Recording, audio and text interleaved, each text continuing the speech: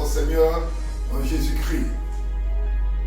Il est très important de faire des observations sur la vie de Jésus-Christ. Et dans ce message, je voudrais vous amener à faire 3 observations capitales sur la vie de Jésus-Christ. Et nous allons voir que cette vie a été vécue dans le sens de répondre aux préoccupations de Dieu et aux préoccupations des êtres humains. Une vie remplie dans la présence de Dieu, à la gloire de Dieu, est une solution pour les maux de ce monde. Et c'est dans la vie de Jésus-Christ que nous pouvons expérimenter cette réalité dont nous parlons. Mon frère, ma soeur, voudrais-tu vivre à la gloire de Dieu afin que ta vie soit une solution aux maux, aux problèmes de ce monde? Viens avec moi et nous allons observer 3 choses capitales sur Jésus-Christ, le Fils du Dieu vivant, qui nous a sauvés par son sang, qui nous a sauvés par son engagement réel vis-à-vis de Dieu. Je voudrais tout d'abord commencer par le pardon. La première chose essentielle que nous avons remarquée dans la vie de Jésus-Christ, c'est le pardon. Nous sommes issus, nous les chrétiens, du pardon. C'est parce que Dieu nous a pardonné nos fautes. C'est parce que Dieu nous a pardonné ce que nous avons fait à travers Adam dans le jardin d'Éden qu'aujourd'hui nous nous retrouvons encore dans la famille de Dieu. Si nous voulons analyser, lorsque une partie des anges conduite par Lucifer, ces anges et Lucifer ont péché devant Dieu, ils n'ont plus eu l'occasion de se retourner dans le royaume des cieux. Ils n'ont plus part aux choses de Dieu. Mais nous avons reçu le pardon de la part de Dieu. Nous remarquons ce comportement dans la vie de Jésus-Christ. Lorsque Jésus-Christ était à la croix, il a dit plusieurs paroles. Exemple, j'ai soif. C'est une parole que Jésus-Christ a eu à dire.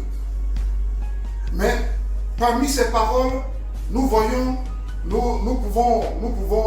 voir, Père, pardonne-leur parce qu'ils ne savent pas ce qu'ils font. Père, pardonne-leur parce qu'ils ne savent pas ce qu'ils font. Jésus-Christ, au milieu de la souffrance qui lui a été imposée, au milieu de tout ce qui lui a été fait, le Christ apparaît comme le géant du pardon. Le plus grand qui ait expérimenté ce qu'on appelle le pardon accordé à celui qui fait le mal. Je voudrais que ma vie, je voudrais que ta vie, je voudrais que la vie de ta famille, la vie de ton voisin, la vie de ton prochain soit une vie qui amène les gens à vivre le pardon. Père, pardonne-leur parce qu'ils ne savent pas ce qu'ils sont en train de faire. Il faut remettre ta vie entre les mains de Dieu. Quel que soit le mal qu'on t'a fait, quelles que soient les épreuves que tu connais de la part des autres personnes, tu vas remettre ta vie entre les mains de l'Éternel. Et c'est l'Éternel, lui, qui a la possibilité de juger qui que ce soit en fonction des erreurs, en fonction des difficultés. Lorsque Jésus-Christ a dit à Dieu, pardonne-leur en parlant des Juifs qui le crucifiaient, Jésus a remis tout le problème du jugement entre les mains de Dieu. On a constaté que déjà, après le départ de Jésus-Christ au ciel, à l'an 70, les Juifs ont été éparpillés partout dans le monde entier. Ils ont été dispersés partout dans le monde entier. Mais est-ce que Jésus-Christ a retenu quelque chose dans son cœur contre les Juifs qui étaient en train de lui faire du mal, en train de l'accuser, en train de dire des choses qu'il n'a même pas dites? Non. Il a laissé son sort entre les mains de l'Éternel. Tu souffres actuellement d'un grand mal. Tu souffres actuellement de quelque chose qui t'a été fait. Mais si tu arrives à pardonner, tu aurais sauvé une vie qui ne comprend pas encore ce que c'est que le pardon. Et tu vas vivre le pardon de Jésus-Christ, ce qu'il a expérimenté, en laissant le sort des pécheurs entre les mains de Dieu. Il ne faut pas te rendre coupable du sang de quelqu'un. Il ne faut pas te rendre coupable du mal de quelqu'un. Parce que tu ne peux pas juger à la valeur, au niveau du jugement que Dieu lui va apporter. Il se pourrait que tu dépasses le jugement de Dieu. Il se pourrait que tu fasses plus que le mal qu'on a eu à te faire et ça devient un jugement contre toi. Parce que si un malfaiteur a fait quelque chose et qu'on le pend au bois, si on n'arrive pas dans l'économie de l'Ancien Testament, si on n'arrive pas à en enlever de la croix avant que le soleil ne se couche, il a dit clairement que le malheur retourne dans le camp de celui qui a pendu le malfaiteur. Vous voyez? Voilà pourquoi les Juifs étaient pressés de faire descendre Jésus de la croix, parce que le sabbat arrivait, le soleil va se coucher sur ce qu'ils ont fait. Il faut qu'on enlève Jésus rapidement. Mais c'est vrai, ils n'ont pas bien compris tout ce qui se passait. Je voudrais attirer votre attention sur le pardon. Comment Jésus a vécu le pardon et comment ça a porté du fruit. Il n'a pas voulu qu'il y ait une tache du sang, une goutte du sang de la vie de quelqu'un sur lui. Parce qu'il est venu servir Dieu, il faut qu'il retourne dans le royaume des cieux. Il faut qu'il retourne à Dieu. Et on ne retourne pas à Dieu avec les mains tachées de sang. Alléluia. Amen. Une deuxième observation très importante. La vie de prière de Jésus-Christ. La vie de prière de Jésus-Christ.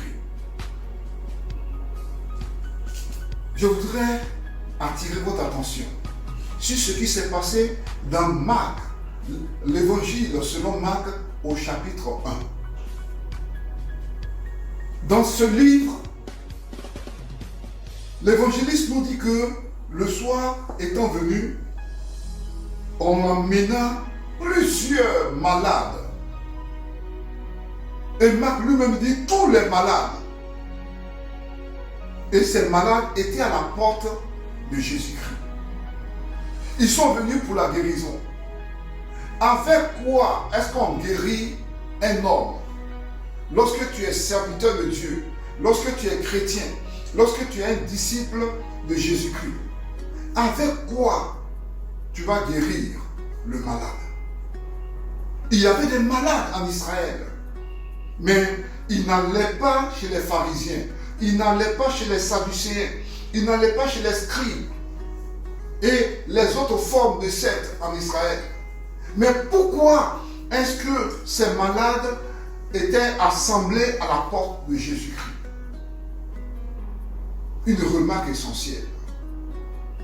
Le Fils de Dieu avait une puissance de prière.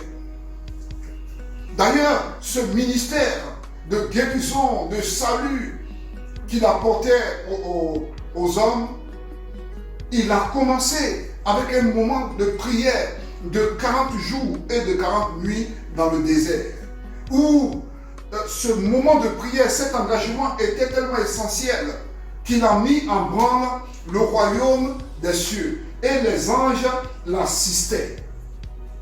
Les anges étaient avec lui dans le désert. Une puissance de prière. Pour faire quoi?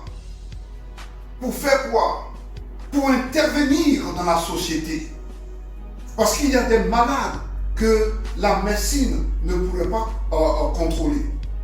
Il y a des situations à démêler que l'intelligence humaine ne peut pas régler. Il faut l'onction venant de la part de Dieu.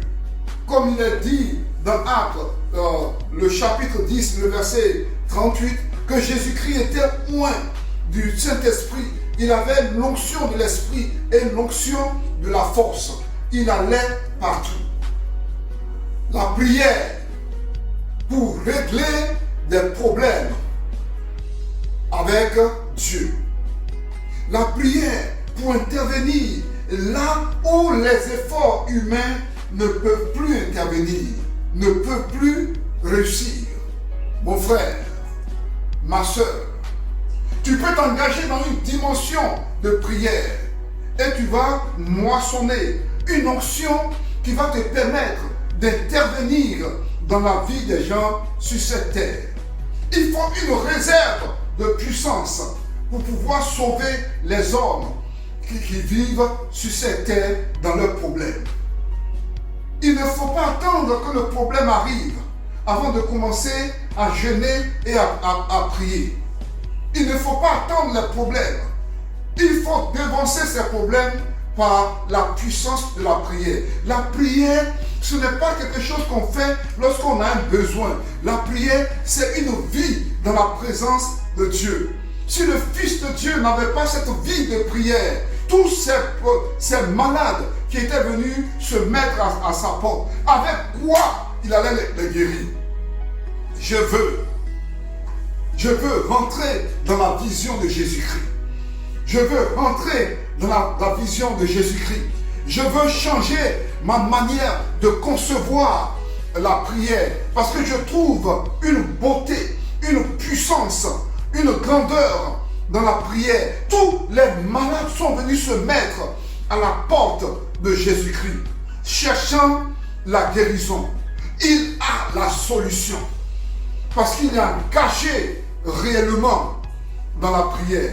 Est-ce qu'en ce moment, en regardant, en considérant tout le monde entier, dans le sens des chrétiens à trouver sur la terre, que ce soit en Afrique, en Europe, en Amérique, en Océanie, partout où on peut passer, est-ce qu'il y a des chrétiens qui sont dotés de cette puissance venant de la part de Dieu, qui peuvent intervenir dans les problèmes sur la terre? Est-ce que en ce moment, des voix que Dieu reconnaît, des voix auxquelles Dieu est habitué dans la prière, est-ce que ces voix peuvent intervenir auprès de Dieu pour dire à Dieu, Yahweh, arrête cette pandémie, arrête cette situation? Comme Jésus avait la puissance, lorsqu'il trouvait un cortège funèbre, il avait cette autorité, l'autorité d'arrêter le cortège funèbre. Il a l'autorité de faire partie des gens avec lui au tombeau, comme le tombeau de Lazare, parce qu'il a cette réserve de puissance. Ma préoccupation en parlant en ce moment, c'est de savoir, est-ce que dans ce monde actuellement, on peut trouver une réserve de puissance de prière qui puisse dire à Dieu, Yahweh, arrête cette pandémie de coronavirus. Le monde cherche ces gens qui ont cette réserve de prière, cette réserve d'onction. Parce que c'est avec l'onction qu'il faut agir à la gloire de Dieu. Est-ce que tu veux t'inscrire? Moi, en vous parlant, je veux m'inscrire sur la liste des gens qui font de la prière un amusement, un jeu. Chaque jour, la prière. Chaque jour, la prière. Le motif, la raison, c'est quoi? C'est d'avoir une réserve d'onction qui puisse permettre à Dieu d'intervenir à n'importe quel moment dans la situation des êtres humains sur cette terre. On a besoin des gens qui peuvent parler à Dieu pour arrêter la pandémie que nous vivons. Nous avons besoin. Est-ce que tu as un passé de prière? Ou bien c'est maintenant que tu veux gêner? C'est maintenant que tu veux te faire connaître à Dieu. Le Fils de Dieu avait cette vision de la prière, la réserve de l'onction. Vous allez remarquer que le malade de 38 ans, couché au bord de la piscine de Bethesda, ce malade n'a pas eu une foi spéciale en Jésus-Christ qui a fait que Jésus-Christ est venu à la piscine. C'est Jésus qui est parti vers lui. La femme qui était courbée, qui ne pouvait pas voir le soleil, avait-elle un engagement spécial dans la foi? Il y a des problèmes que le Fils de Dieu a observés sur la terre. Ayant l'onction pour pouvoir intervenir, il est intervenu pour sauver des gens qui ne savaient même pas qu'il allait être sauvé. C'est la réserve de l'onction qui lui permet d'agir de cette manière. Si nous voulons vivre la vie de Christ, nous allons nous inscrire sur cette liste en disant à Dieu, Yahweh, voici ma vie à partir d'aujourd'hui. Oh, je change de mentalité. À partir d'aujourd'hui, je veux collaborer avec le Saint-Esprit que j'ai reçu. Je veux marcher dans la vision du Christ. Je comprends pourquoi le Christ priait chaque jour avant le lever du jour. Et Marc dit qu'il faisait encore noir. Le Christ sort de là où il était et il s'en va dans un lieu solitaire pour pouvoir prier Dieu, pour pouvoir invoquer. Pourquoi? Parce qu'il faut une réserve d'onction qui puisse permettre au Fils de Dieu d'intervenir sur la terre, quelle que soit la situation qu'il rencontre, quelle que soit la situation qu'il vit. Hey! Nous ne manquons pas cet aspect.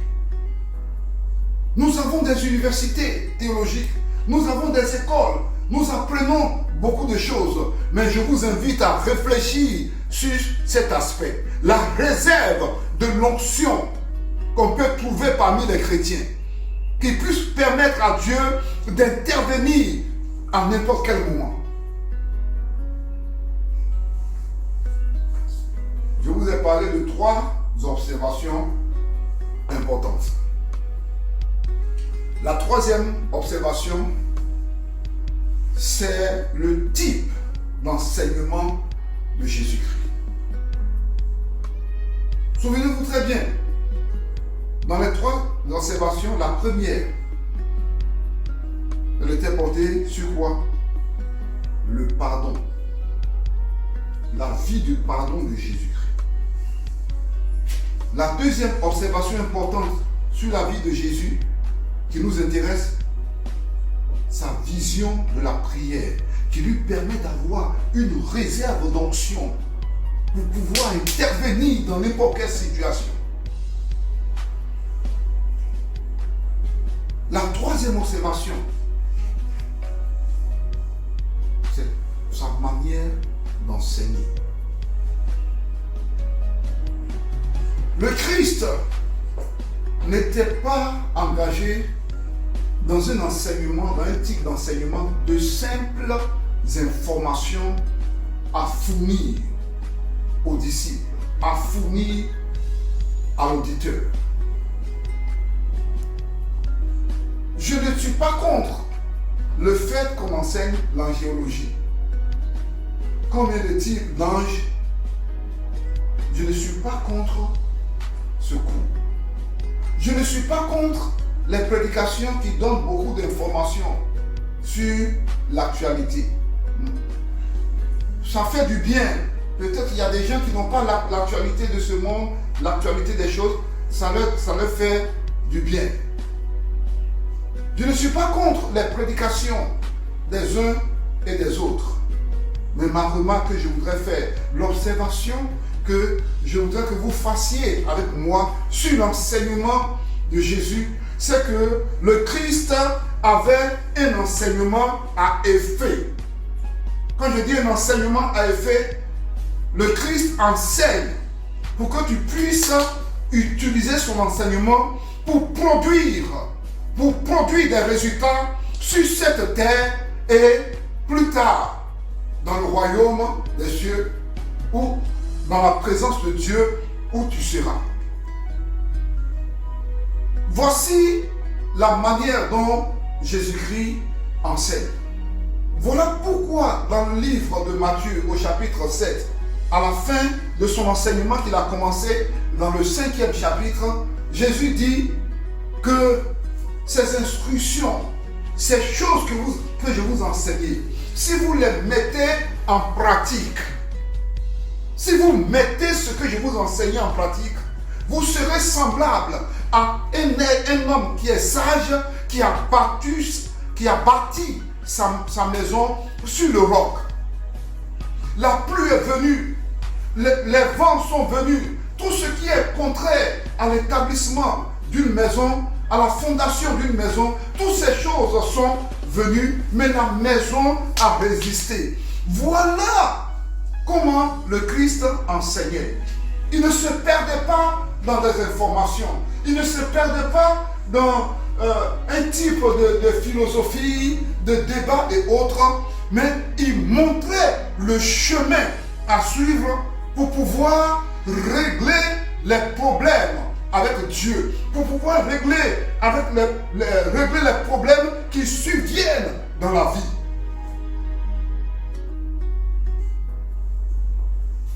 Alléluia. Alléluia. Lorsque nous commençons à parler de Jésus, non, si tu viens à l'église, le Christ va te guérir. Mais est-ce que c'est venir à l'église, venir s'asseoir à l'église qui est la solution? Venir s'asseoir simplement à l'église? Non. Mais si tu peux dire à quelqu'un, mon frère, je vais te parler de Jésus, de ce qu'il veut exactement. Si tu acceptes, si tu reçois le Fils de Dieu dans ta vie, à partir de son enseignement, à partir de ce qu'il veut, en ce moment, tu peux collaborer avec lui. Dieu est libre de faire ce qu'il veut de ta vie, de faire ce qu'il veut avec toi. Parce que tu as touché le cœur de Dieu avec l'enseignement de Jésus-Christ.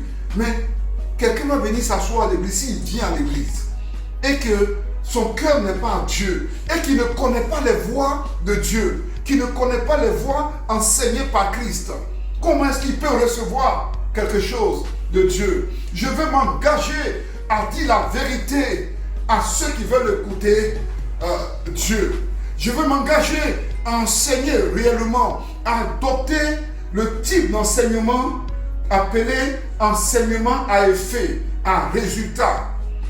Devant les problèmes de cette terre, oui, face aux problèmes de cette terre et les problèmes que l'homme peut rencontrer avec Dieu. Je veux parler du mariage réellement à celui qui va se marier. Et dire à celui qui va se marier que la manière dont les gens traitent les femmes, en disant que c'est une aide semblable, donc elle est à considérer à une certaine étape. J'ai dit non, attention. Attention.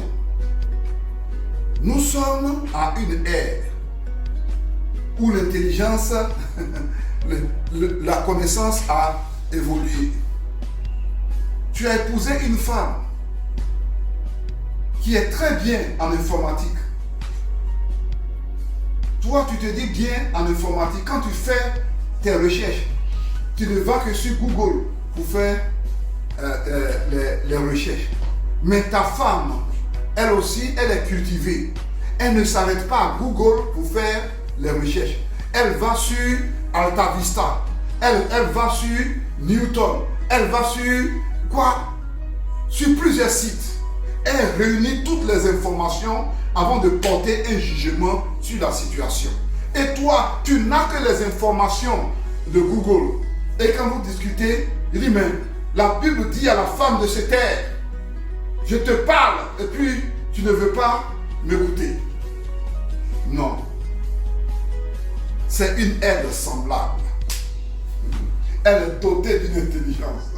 Nous ne sommes plus à l'ère où l'homme a la hache à la main, afin d'abattre un arbre. Comme la femme n'a pas cette force d'abattre l'arbre, alors on va la dominer n'importe comment. Je voudrais qu'on recadre l'enseignement sur le mariage, afin que l'homme et la femme puissent vivre ensemble. Sinon, si nous n'enseignons pas réellement sur le mariage, nous allons avoir plusieurs divorces. Nous serons parmi les évangéliques à divorcer. L'enseignement de Jésus-Christ est un enseignement à effet, à production de résultats sur cette terre, qu'on peut voir, qu'on peut observer. Et si tu t'inscris, si tu rentres dans ce cadre, tu dis la vérité de la parole de Dieu à celui qui veut écouter Dieu. Tu dis à quelqu'un qu'il faut l'onction pour pouvoir régler tel problème. Et Jésus disait la vérité. Ses disciples ont prié pour chasser les démons. Il leur a dit, ces démons ne sortent que par le jeûne et la prière. La vérité qui est dite sur une situation, pour qu'on puisse régler le problème. Alléluia. Je voudrais vous remercier d'avoir pris du temps pour rester avec moi, pour écouter les 3 observations essentielles sur la vie de Jésus-Christ, à savoir sa vie de pardon, sa vie de prière, à effet pour pouvoir régler les problèmes sur cette terre avec Dieu, et son enseignement a effet immédiat sur cette terre et plus tard dans la présence de Dieu. Que Dieu vous bénisse et utilisez ces observations pour bâtir votre vie. Ce message vous a été apporté depuis le studio de la Nouvelle Jérusalem.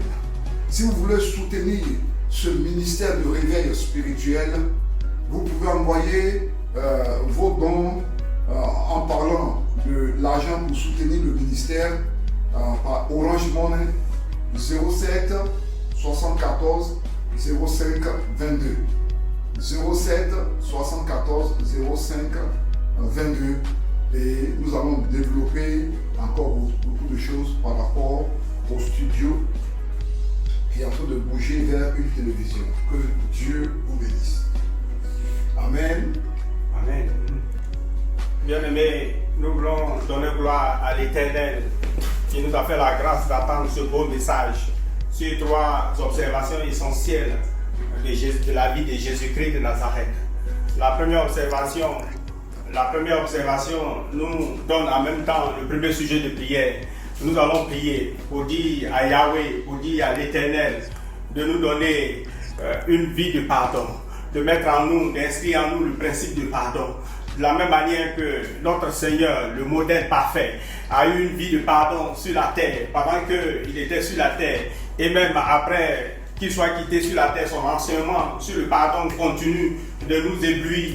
Nous voulons nous aussi avoir une vie de pardon. Prions ensemble le Seigneur. Depuis ton lieu où tu te trouves, tu vas t'associer avec moi depuis le studio de la Nouvelle Jérusalem pour demander à Dieu de mettre un cœur de pardon en toi, mettre un esprit de pardon à toi, parce que tu veux ressembler au Seigneur, tu veux ressembler à celui qui t'a créé. Prions ensemble, bien-aimés. Éternel, je bénis ton nom pour ton enseignement que tu viens de me faire, que tu viens de m'apporter au travers de ton serviteur, je te dis merci, je te dis merci, je bénis ton nom pour ce beau message. Tu me rappelles les enseignements de mon maître pendant qu'il était encore sur la terre. Oui, il a été humilié et on a craché sur lui. Son côté a été percé. Une couronne d'épines a été placée sur sa tête. Il n'a pas fait du mal à quelqu'un, mais voici plusieurs ennemis lui ont fait du mal. Étant à la croix, il s'est écrié: Père, pardonne-leur, car ils ne savent pas ce qu'ils font. Oui, alors qu'il a connu tant d'humiliation, tant de souffrance, mais il a manifesté un esprit de pardon. Et c'est pourquoi, moi aussi, étant sur la terre, marchant à sa suite, je veux faire comme lui, parce que je suis créé à son image. Je suis créé à sa ressemblance. Je veux ressembler à mon Seigneur, à mon Sauveur. Je veux ressembler à mon Maître, Jésus-Christ de Nazareth. C'est pourquoi, Yahweh, je prie au nom de Jésus, que tu mettes en moi un cœur qui pardonne, un cœur qui prie pour ses ennemis, un cœur qui prie pour ses offenseurs, un cœur qui pardonne ceux qui lui font du mal, un cœur qui prie pour ceux qui lui maudissent, parce que je sais que ta parole, c'est la vérité. Ton enseignement, c'est la vérité. Mon souci, c'est de mettre ta parole en pratique. Donne-moi la force, parce que humainement parlant, ce n'est pas possible. Mais gloire te soit rendue, parce que tu as dit que ce qui est impossible aux hommes est possible à Dieu. C'est pourquoi mes yeux sont tournés vers toi, pour construire en moi un esprit de pardon, pour construire en moi un cœur de pardon, afin que je puisse te ressembler, non seulement te ressembler, mais faire ta volonté sur la terre. Pardonner à tous ceux qui me veulent du mal, pardonner à tous ceux qui veulent ma mort, pardonner à tous ceux qui veulent que je périsse, pour que toi tu puisses prendre ma vengeance, parce que tu as dit que à toi appartient la vengeance, à toi appartient la rétribution. Au lieu de me venger moi-même, je dis non à la vengeance et je donne mon sort à l'Éternel.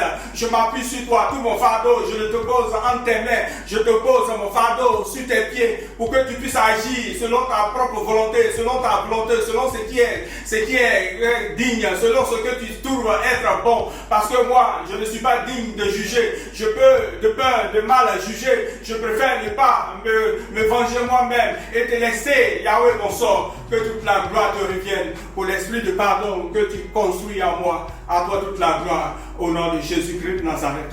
Bien-aimés, nous continuons le moment de prière. La deuxième observation sur Jésus, c'est sa vision de prière. Oui, notre Seigneur, lorsqu'il est né et qu'il a commencé à grandir, il a bâti sa vie autour de la prière. Je veux avoir la vision de prière de Jésus-Christ de Nazareth. Mais pourquoi prier? Il s'agissait de prier pour avoir une réserve d'onction, une puissance que tu vas utiliser lorsqu'il y aura un problème. Ce n'est pas lorsqu'il y a un problème que tu vas prier, mais tu dois avoir une vie de prière que tu développes tous les jours, pour que lorsqu'un problème est là, avec Dieu, tu vas résoudre ce problème. Et pour pouvoir y arriver, il faut que tu aies une réserve d'onction avec toi. C'est pourquoi tu vas dire avec moi, tu vas dire à Yahweh, donne-moi la vie de prière de Jésus. Donne-moi de développer la vision de prière de Yahweh. Donne-moi de développer la vision de prière de mon maître. Parce que j'ai besoin d'une onction de réserve, une onction de puissance qui va être sur moi, qui va être en moi, disponible à tout moment, qui va me permettre d'être opérationnel. Ce n'est pas lorsque il y aura un problème que je vais prier, mais je prie tous les jours, tous les matins, nuit et jour. Je suis dans un moment de prière pour augmenter, pour emmagasiner une force, pour emmagasiner l'onction, pour emmagasiner une réserve d'onction que je vais utiliser à tout moment. Actuellement, pendant que l'on parle du coronavirus, est-ce que c'est maintenant qu'il faut prier pour chasser le coronavirus? Si tu avais commencé à prier depuis longtemps, il y aurait suffisamment d'onction sur toi et maintenant tu allais agir, parce que nulle part je n'ai vu Jésus prier lorsqu'il y a un malade, mais lorsqu'il y a une situation devant lui, il ordonne et la solution vient. Il appelle à l'existence de la solution. Mais tout cela a été préparé dans le secret, dans un moment de prière, dans une vie de prière. Il a prié sur la montagne, il a prié dans le désert, il a prié sur la montagne, il a prié à Gethsémani, et à Gethsémani, pendant qu'il priait, la sueur est devenue comme des grumeaux de sang, pour dire qu'il prenait la prière au sérieux. Il ne s'amusait pas avec la prière. Seigneur, c'est ce que je veux être comme toi, je veux développer ma vie de prière, je veux multiplier mes moments de prière pour emmagasiner une onction pour emmagasiner une réserve d'onction qui va me permettre de faire ta volonté, de faire reculer les ténèbres, de chasser les démons, de chasser les esprits impurs, de chasser les maladies, de mettre dehors le coronavirus, d'ériger une muraille de feu autour de moi, afin que le coronavirus ne puisse pas avoir accès à ma nation. Que toute la gloire te revienne au nom de Jésus-Christ de Nazareth. Bien-aimé, le dernier sujet de prière est lié à la dernière observation qui a été faite ce soir dans l'enseignement sur Jésus, à savoir le type d'enseignement de Jésus-Christ de Nazareth. Jésus n'enseignait pas pour enseigner, mais il avait un enseignement qui a un effet, un enseignement à résultat. Tu vas prier pour dire au Seigneur, je désire ardemment ton enseignement à effet, ton enseignement qui a un résultat. Je ne veux pas écouter les faux enseignements, je ne veux pas écouter les fausses doctrines, je ne veux pas écouter les discoureurs, mais je veux me focaliser sur ton enseignement qui me donne un résultat palpable, un résultat concret, parce que ton enseignement donne la solution à des problèmes pratiques. Quand c'est dans le domaine du mariage, ton enseignement donne des éléments, des solutions immédiates, des solutions dignes pour pouvoir résoudre les problèmes du mariage. C'est pourquoi je veux ton enseignement. Prie avec moi depuis ta maison, depuis le lieu où tu te trouves. Prie avec moi, demande à Dieu de te donner, d'être focalisé sur l'enseignement de Jésus. Éternel, je prie au nom de Jésus-Christ de Nazareth. Je veux recevoir l'enseignement de Jésus tel qu'il a enseigné, parce que ce n'est pas un enseignement vide, ce n'est pas un discours vain, mais c'est un enseignement approprié, c'est un enseignement à effet, c'est un enseignement à résultat, c'est un enseignement qui, lorsque tu le mets en pratique, tu aboutis à une solution. Lorsqu'il y a un problème et que tu mets l'enseignement de Jésus en pratique, la solution est là. Il n'a pas parlé en vain. Tout ce qu'il a dit sera à un résultat. C'est pourquoi, Yahweh, je désire ardemment m'attacher à l'enseignement de Jésus, à la parole de Jésus. Jésus-Christ a dit dans sa parole lui-même que sa nourriture, c'est de faire la volonté de Dieu. Et dans son enseignement, il s'est évertué à montrer la volonté de Dieu. Il a dit que tout ce qu'il a dit sur la terre, tout ce qu'il nous a enseigné, il a reçu de son Père qui est dans les cieux, le Père créateur. Ce soir, je veux m'attacher à l'enseignement de Jésus, sachant que c'est l'enseignement de notre Dieu créateur, celui qui a créé tout l'univers, celui qui a créé le monde entier, celui qui a créé le corps humain qui est malade aujourd'hui dans le monde entier. Il sait ce qu'il faut, il connaît la solution. Oui, Seigneur, je dis oui à ton enseignement. Je m'attache à ton enseignement pour avoir des résultats concrets sur la base de ta parole. Au nom de Jésus, que toute la gloire te revienne. Au nom de Jésus. Amen. Père, c'est dans le nom de Jésus-Christ. Après avoir touché les 3 points essentiels de la vie de Jésus-Christ, parlant de son pardon, parlant de sa puissance de prière, parlant de son enseignement, Yahweh, je veux que ces choses me pénètrent. Je veux que ces choses rentrent en moi. Je veux les vivre et je veux marcher en fonction de ces réalités. Quand je lis ta parole, je lis l'évangile de Jésus-Christ, je vois que le Christ a enseigné afin que je puisse produire des choses à partir de cette terre. Et je veux utiliser cela. Je veux rentrer dans un moment de prière, dans une manière, une vie de prière. Non pas d'un moment de jeûne décrété ici et là, mais je vais adopter une vie de prière, un engagement afin que j'ai une réserve d'onction qui me permettra d'intervenir dans n'importe quelle situation.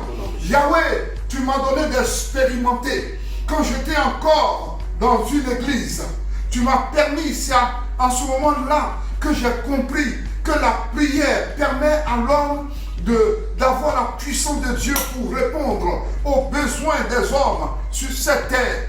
Et les malades étant alignés, je priais et tous ceux qui venaient, ils étaient guéris. Personne ne retournait à la maison avec sa maladie. Et j'ai décidé de rester dans cette vision, de rester dans cette manière de faire. Parce que Dieu est le Dieu qui répond aux prières. Dieu est le Dieu qui agit. Quand il y a une prière sincère qui vient d'un cœur converti à Jésus-Christ, un cœur qui a la vision, qui a accepté la vision de la prière, de l'engagement de Jésus-Christ. Et dans ma vie, je ne veux pas produire des prédications, simplement d'informations. Lorsque je prêche, je veux que ce que je dis puisse toucher la vie des gens. Parce que c'est la parole de Dieu que je proclame. Quand Jésus disait à ceux qui le suivaient, lorsqu'il disait que son sang est un breuvage, sa chair est une nourriture, les gens se plaignaient. Ils disaient, mais comment est-ce que nous on peut boire son sang? Mais comment est-ce que nous on peut manger sa chair? Jésus, reprenant la parole, dit, ces paroles que je vous dis sont esprit et vie. Et cela me permet de comprendre qu'à la création, Adam était couché, inerte. Mais Yahweh a soufflé le souffle de vie. Il a soufflé la vie dans les narines d'Adam. Et Jésus voit les gens de son époque comme morts, n'ayant pas de vie avec Dieu. Et il prononce des paroles qui sont esprit et vie pour les remettre en marche avec Yahweh. Oh Yahweh, je proclame ta gloire. Je proclame ton autorité. Je proclame ta puissance. Et que les vies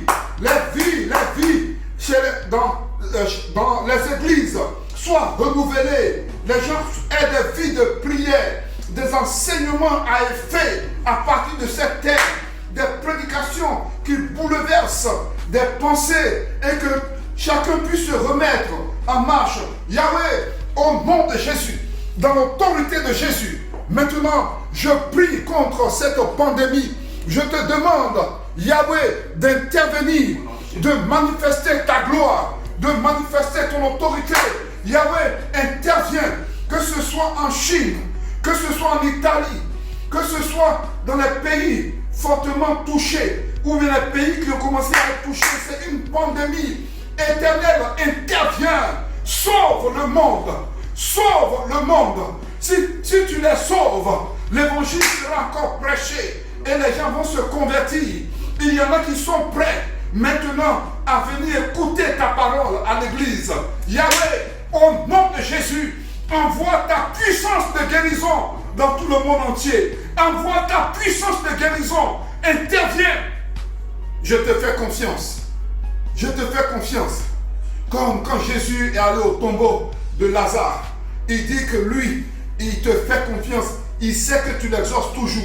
Je crois, Yahweh, que tu interviens. Je crois que tu manifestes ta gloire. Depuis le studio de la Nouvelle Jérusalem, aux deux plateaux à Abidjan, je crie à toi. Oh Yahweh, envoie cette puissance de prière dans tout le monde entier, à partir de la Côte d'Ivoire, et que les gens soient guéris, et que le coronavirus soit chassé au nom de Jésus. Yahweh, merci pour ta puissance et pour ton autorité. Merci de ce que tu fais de nous les chrétiens une vie de pardon. Une vie de pardon, c'est au nom de Jésus-Christ que j'ai prié. Amen. Amen. Que Dieu soit béni.